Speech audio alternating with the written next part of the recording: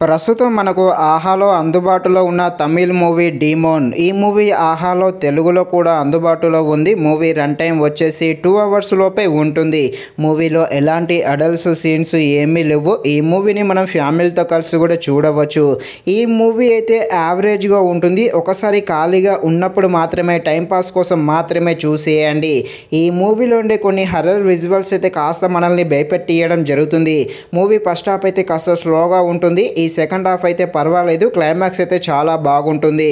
ఈ movie horror థ్రిల్లర్గా ఉంటుంది. హర్రర్గా ఉండే ఈ మూవీ ఎలా ఉందో అనే విషయం తెలుసుకునే ముందు ఇంకా ఎవరైనా మన ఛానల్ని సబ్స్క్రైబ్ అండ్ లైక్ చేయకుండా ఉంటే తప్పకుండా మన ఛానల్ని సబ్స్క్రైబ్ అండ్ లైక్ చేసి కాస్త నాకు సపోర్ట్ చేసేయండి. కథలోకి వెళ్ళిపోతే మన హీరో మూవీస్ స్టోరీస్ రాస్తూ ఉంటాడు.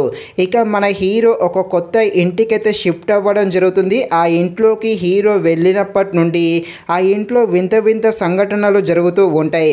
అదేవిధంగా ఆ ఇంట్లో ఒక దయ్యం కూడా ఉంటుంది.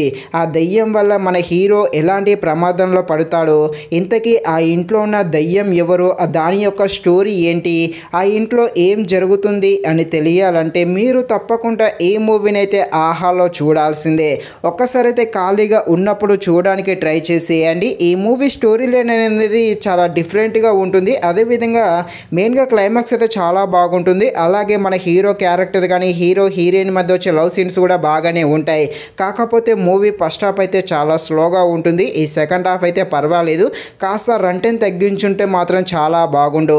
బ్యాక్గ్రౌండ్ మ్యూజిక్ కూడా బాగానే ఉంది. మెయిన్గా ఈ హర్రర్ విజువల్స్ అయితే తప్పకుండా మనల్ని భయపెట్టియడం జరుగుతుంది.